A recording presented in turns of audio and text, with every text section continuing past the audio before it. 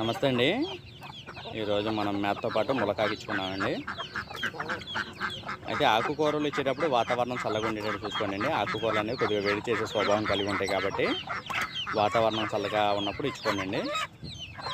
ఈ విధంగా కోళ్ళకి మనం ముందు నుంచి కూడా ఆకుకూరలు అలవాటు చేసుకోవడం వల్ల కోళ్ళు రేపు పిల్లల కోళ్ళు కూడా పిల్లలకు త్వరగా అలవాటు చేయడానికి అవకాశం ఉంటుందండి.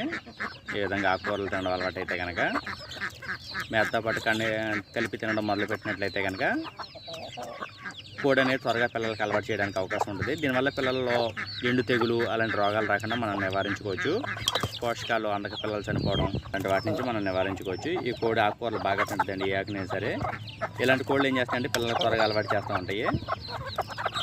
అదేవిధంగా ములకాకును కూడా తీసుకొచ్చి రెమ్మల కింద ఏలాది కట్టడం వల్ల కూడా మనం ములకాకులు అలాంటి వాటిని రెమ్మల కింద ఏలాది కట్టినట్టయితే కనుక కోళ్ళు పిల్లలు త్వరగా అలవాటు చేయడానికి అవకాశం ఉంటుందండి.